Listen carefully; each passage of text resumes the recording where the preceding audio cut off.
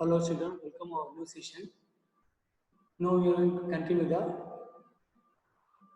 physiographic divisions of India. In the last few sessions, in the last few videos, we are continuously having the concepts of physiographic divisions of India. Now we are into the end of the physiographic division of India.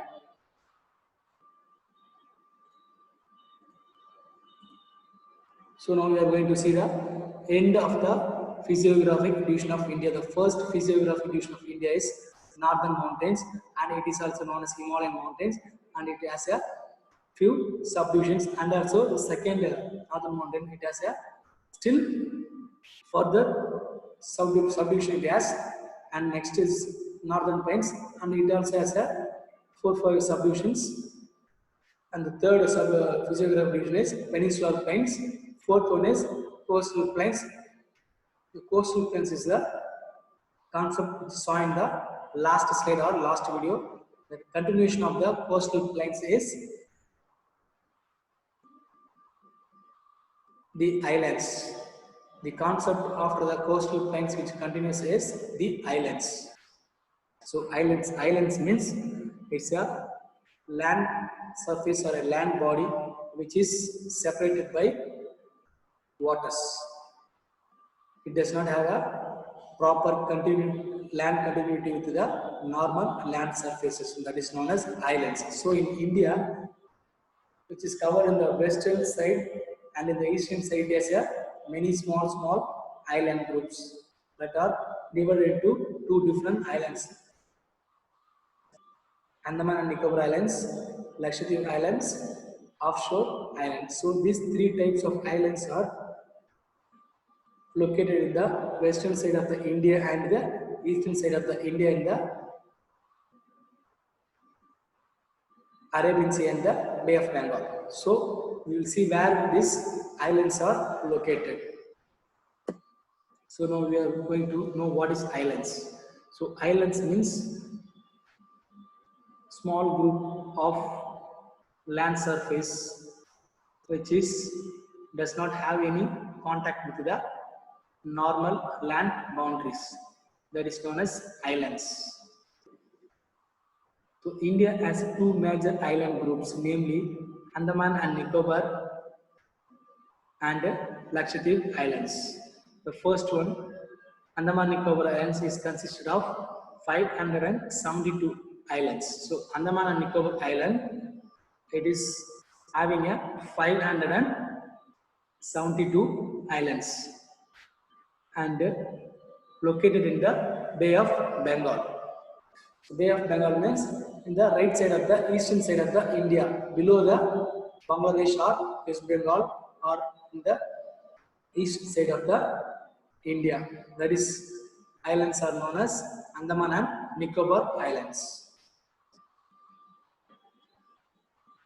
The next islands are Lakshadweep Islands. So that are located in the left side of the Indian map in the western side. They are located in Arabian Sea. Arabian Sea in the western side, Bay of Bengal in the right side. The islands of Andaman and Nicobar are largely tectonic and volcanic origin. So the Andaman and Nicobar Islands are formed in the Bay of Bengal due to the tectonic and volcanic origin. So tectonic means it's a movement of land surface beneath under the sea beds of ocean and sea. So the two land surfaces get clashed, and these two rivers, these Andaman and Nicobar Islands are formed, and also due to some volcanic formations, these Andaman and Nicobar Islands are formed. India's only active volcano is found on Barren Island in Andaman and Nicobar group of islands. So in India or surrounded parts of India, only active volcano which is found in Andaman and Nicobar Island groups is Barren Island. There is a volcano which is active in Andaman and Nicobar Island groups, that is present in the Barren Islands. These islands are located in an elevated portion of the submarine mountains. Since these islands lie close to the equator, the climate remains hot and wet throughout the year and has a dense forest. So this Andaman and Nicobar Islands, which is elevation from the ocean or sea. Elevation means top from the surface of the ocean to high level. That is known as elevation or altitude. So Andaman and Nicobar Islands are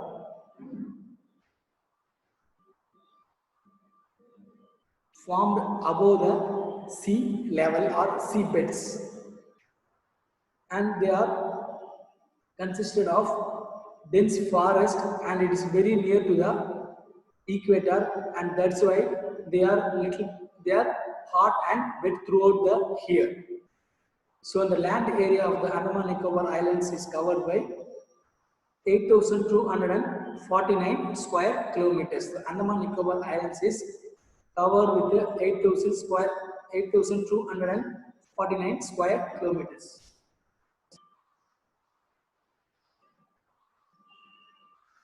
The entire group of islands is divided into two. They are Andaman in the north and Nicobar in the south. The Andaman Nicobar Islands is divided into two divisions.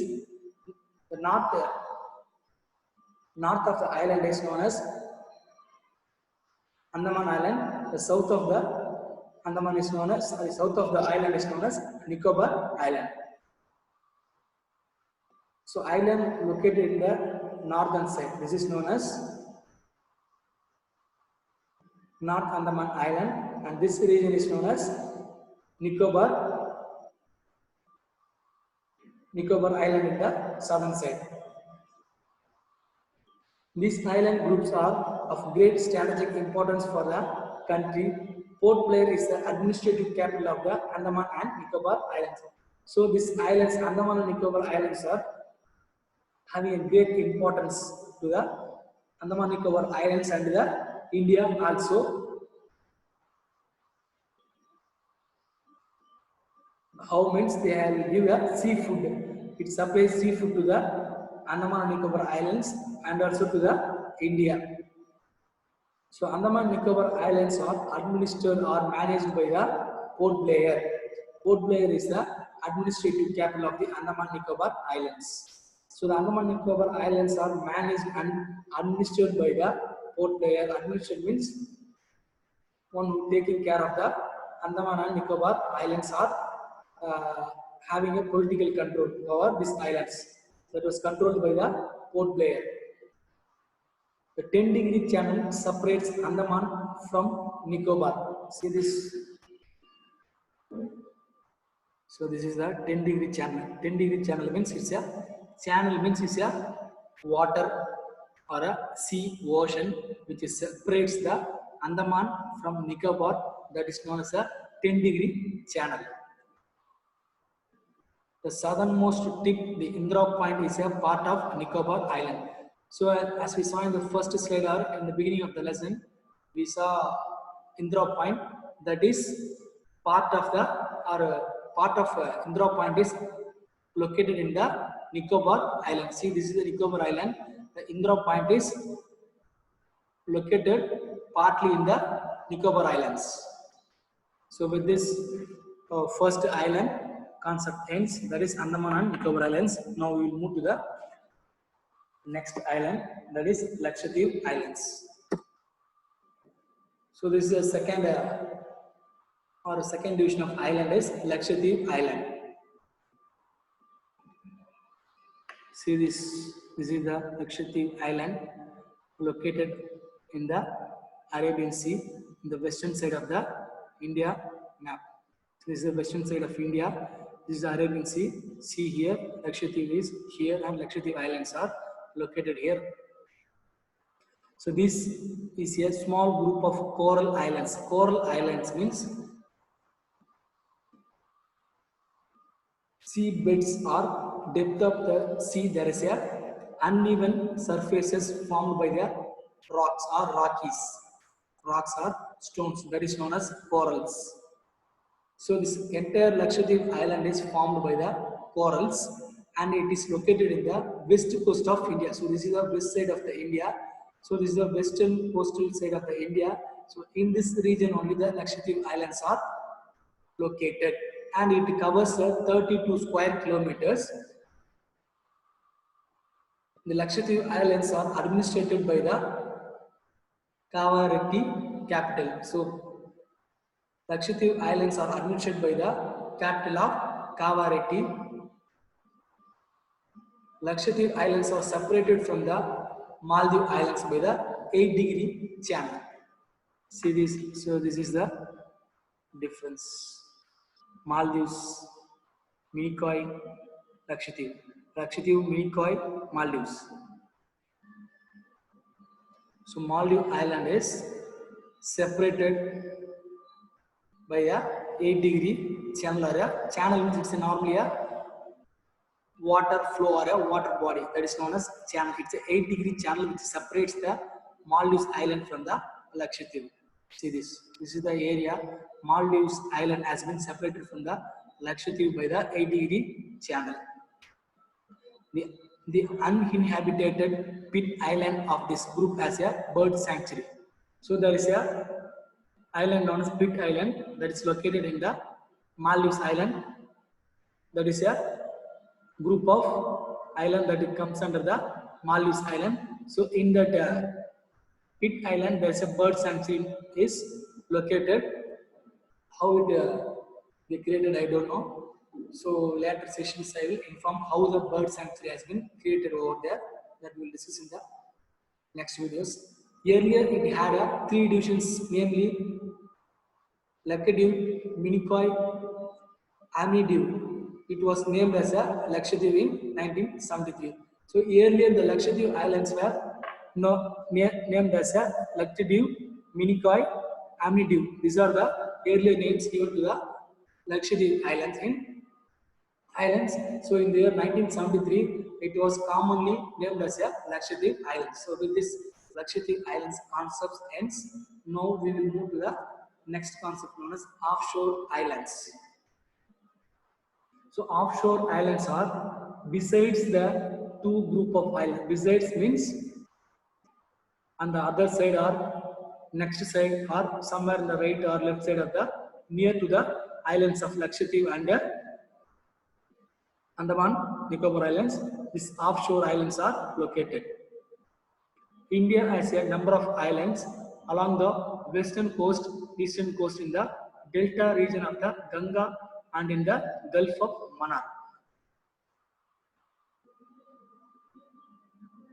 So in the western and eastern coast of the India having a more number of offshore islands and islands it has. Many of these islands are uninhabited. Uninhabited means no one can survive there or no one can live over in the offshore islands, and are administered by the adjacent states. So the offshore islands are administered or governed by the adjacent states or near adjacent means nearby states. They will administer the offshore islands where there is no inhabitation of humans over there. So that were administered by the adjacent states near to the coastal regions in the both sides of west and the eastern side. So with this concept of islands and the major physiographic divisions of India ends. Now we are moving to the new concept, that is drainage system. It covers the 2 pages that we will see in the next slide. So drainage system of India. Drainage system of India means it's our river system. Drainage system of India is also known as our river or a water system or river system of India. That is known as drainage system of India. Drain means something which is erodes or which takes away by the water, that is known as drain. Something which took away by the water, it is known as drain. So that's why it is known as a drainage system of India. So this concept covers in the book around 1.5 page. We will go slowly. First, I am moving with the introduction of the drainage system of India.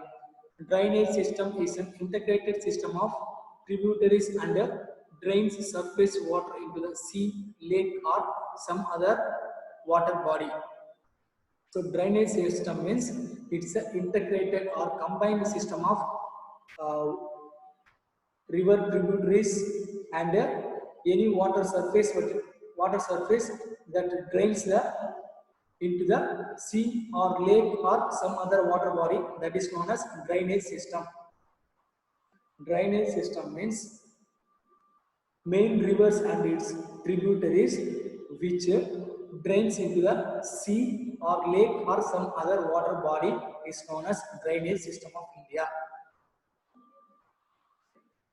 The total area drained by a river and its tributary is known as a drainage basin. So that means the total area covered by or drained by a river and its tributary is known as a drainage basin.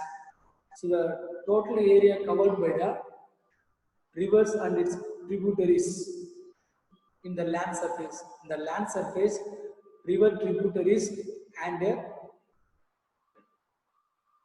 waters drain the land surface area is known as a drainage basin. Drainage basin. The drainage pattern of an area is the result of the geological structure of the respective areas.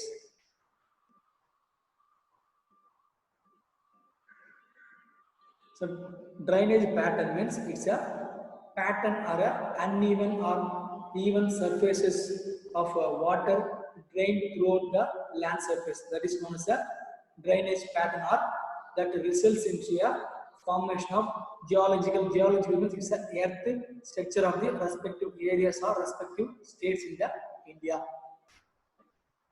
The river system provides irrigation, drinking water, navigation, power as well as the grant livelihoods for a large number of population. The river system provides means the rivers or water bodies, ocean, sea, lake, ponds, whatever it's commonly the river systems or waters which provides as a irrigation. Irrigation means we can for cultivable things, waters are use, that is known as irrigation facility. Irrigation facility means it's a water resources used for the cultivation and other purposes. That is known as irrigation. And drinking water is, as you all know, water can be used for a drinking purpose. And navigation means we can navigate from a place to place through water bodies. That is known as we can move from place to place through using a ship or boat through water. Using a boat, that is known as navigation. We can go for a fishing and we can have a sea trades and ocean trades. That is known as navigation. With the water also we can generate or produce electricity and power for the country and other purposes. So and also it creates a grand livelihoods for a large number of population. So the water bodies or water system that creates a lifestyle or life for the different groups of peoples, those who are located near to the water bodies in the western and the eastern coastal plains. They are also called as fishermen families or fishermen communities. The water bodies creates a livelihood and a life for the fishermen communities and other resources and other communities. The drainage system of India is broadly divided into major groups on the basis of their location. So the drainage system of India is divided into two major groups on the basis of their location. So on the basis of their how they are located in the different parts of the land surface in India, they are divided into two major groups. They are known as Himalayan rivers and the peninsular rivers. So the drainage system of India is divided into two major groups based on the how they are located in the different weathers and different surfaces in the India. So they are divided on the basis of their land surfaces, how they are located and how the area, how much area they are covering. So they are divided into Himalayan rivers and the peninsular rivers. So rivers of India or drainage system of India can be divided into or they are separated into two major groups. First one is Himalayan rivers, second one is peninsular rivers. The rivers of India is divided or separated into two different types of rivers, that is known as Himalayan rivers, and the next one is peninsular rivers. So Himalayan rivers are Indus, Ganga, Brahmaputra. So these three rivers, Indus, Ganga, Brahmaputra, so these are formed from the Himalayan mountains or in the northern parts or northern mountains of the India, especially in the Jammu Kashmir. From there they are starting, that's why they are known as Himalayan rivers.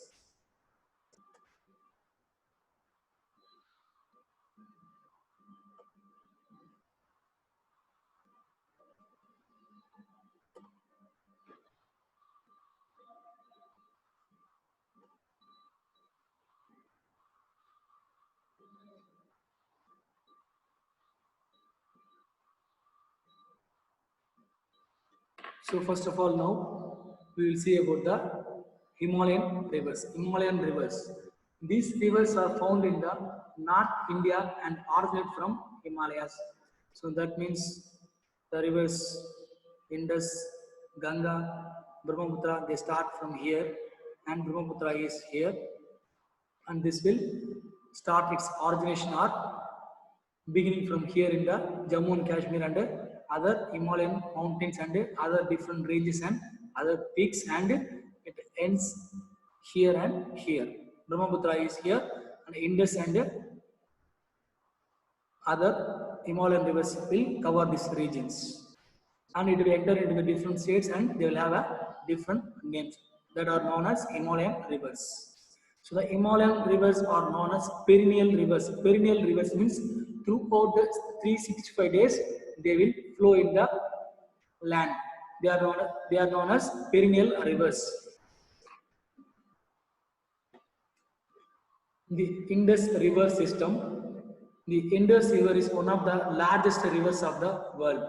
So the Indus River, which is the one of the largest rivers of the world, it originates from the northern slope of the Kailash range in the Tibet near Manasarwar Lake at an elevation of about 5,150 meters.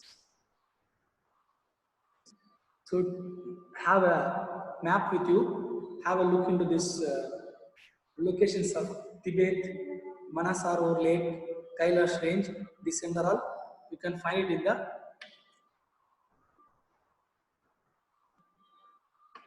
map. So I forgot to fix the image of Kailash range, Manasarwar Lake. So you can have a look into the atlas and find the locations. So the Indus rivers, which flows or which originates from the north from here to here and this side also. So the northern slope of the Kailash range in the Tibet, there is a range known as Kailash range, which is near to the Manasarwar Lake, and it is having an elevation. Elevation means height of 5,150 meters, and it has the length. Elevation means height of 5,150 meters, and length means a distance of 2,880 kilometers. Only 709 kilometers is in India, and the remaining is in the and other countries, maybe in the Tibet or the other nations. The river has a total drainage area extending of 11,65,500 square kilometers, in which 3,21,281 square kilometer areas are drained in the India. So total extension or stretch of the Indus River is 11,65,500 square kilometer. In that 11,65,500 square kilometers, 3,21,289 square kilometer is drained or flowed in the, or which is flowing in the Indian nation. The river flows through the Ladakh, Zaskar ranges and creates a deep gorges. So the river Indus, which flows through the Ladakh. See, right now we are having a problem with China in the Ladakh and Zaskar ranges. You can find it in the map also. Just have a or take a atlas and find the Ladakh and Zaskar ranges. See this. Third one is the Zaskar range. This is the Zaskar range, and Ladakh is the second one. This is the Ladakh range. So in this regions, this Indus rivers which flows and creates a deep pores or holes in the ranges.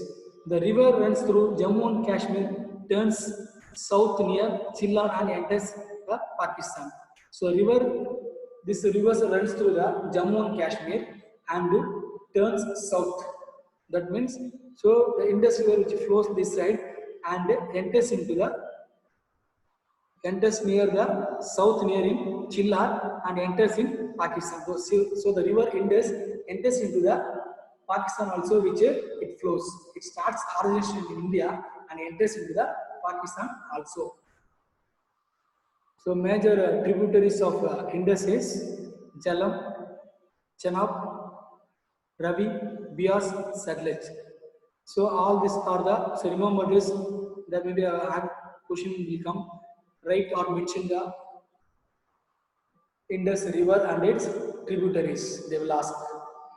So the tributaries of Indus is Jhelum, Chenab, Ravi, Bias and Satluj are the tributaries of Indus river. So you can see this, Chenab, Jhelum, Ravi, Satluj and other tributaries of Indus. So with this Himalayan rivers concept ends. Now we will move to the next concept. So see the map clearly. Where is the Karakoram range? Ladakh ranges are located 1, 2, 3. Ladakh in the number 2, Zaskar in the number 3, and these are the different peaks and ranges located in the Jammu and Kashmir and northern parts of the India. So you can see this clearly where the river flows. The Indus river starts from the north and enters into the Pakistan. This is the Pakistan region, Kabul, Kochi, Gumal are the Pakistan regions, and it enters into the Pakistan also. Now we will move to the Ganga river system. Now we are seeing the Indian drainage systems of India. In that we saw the two different types of rivers. Indian rivers are divided into two different major parts. They are known as Himalayan rivers and peninsular rivers. Now we are seeing the Himalayan rivers. We saw the Indus rivers, how it flows and where it moves, this and all we come across. In the previous slide we saw that. In this slide we are going to see the Ganga, how it flows and its tributaries.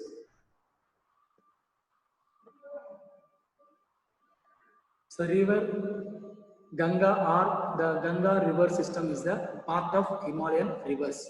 Ganga river system is the largest drainage system of India. So among the Himalayan rivers, Indus, Ganga, Brahmaputra, Ganga river system is the largest river system or largest drainage system of India. And it extends from,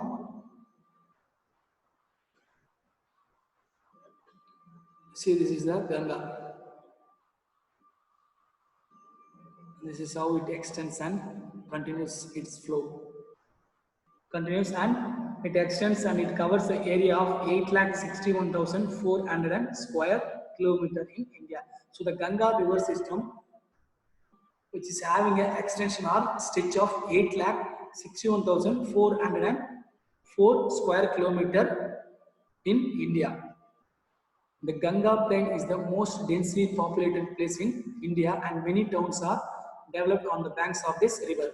So the Ganga plain means it's a land surface which is created by the Ganga rivers and its tributaries. So near to the Ganga plain or Ganga river system, it's a most densely or most populated location inside the India. So near to the Ganga river system or Ganga plain, it's a most densely populated place in India, and many of the towns are very near and closely developed to the river Ganga. The river Ganga originates as a Bhagirathi. So the river Ganga is another name that is known as Bhagirathi. While it starts its origination or its beginning, Ganga river has a name of Bhagirathi from the Gangotri glacier in Uttarakhand. So in the Uttarakhand, it has a name of Bhagirathi, and it enters into the, and it is coming or melting of the glaciers, and it flows and it creates a, gets a other name that is known as Ganga. And in the Uttarakhand state, it has an elevation of height of 7,010 meters. The length of the river Ganga is about 2,525 kilometers. So the length of the river Ganga is 2,525 kilometers, and its major tributaries, tributary means it's a branch rivers, are known as, they are located in the north: Gomti, Gantak, Kasi, Gagra, and from south Yamuna. Son, Chambal, extra are the other tributaries of Ganga. So you can find the tributaries of Ganga, Gagra, Gantak, Gomati, Chambal, and you can have a river map with you and have an atlas, and you can find separately the river Ganga and its tributaries. They will ask in the exam for 1 marks, and in the map marking they will ask. So never skip the maps and the river maps findings. So get a map and get a different plain map and try to mark the rivers in a separate map. The river Ganga is known as the river Padma in Bangladesh. So in Uttarakhand, river Ganga has a name of Bhagirathi, and when it enters into the Bangladesh, it has a name of Padma. The combined river of Ganga and Brahmaputra creates the world's largest delta known as Sundarbans in Bangladesh before joining the Bay of Bengal.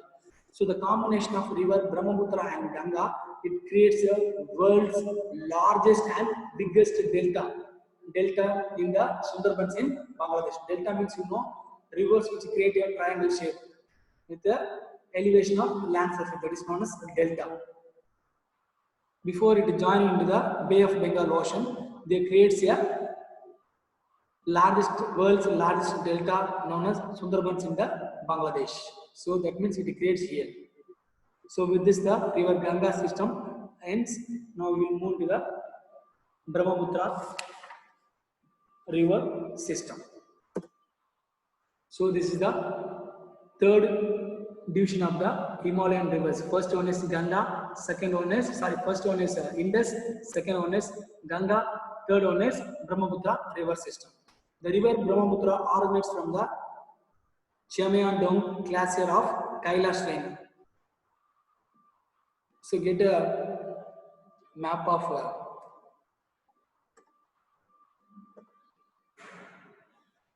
get a world Indian physiographic map and find the Kailash range.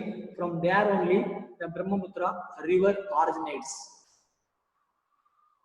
To the east of Lake Manasarwar in Tibet at the elevation of about 5,150 meters.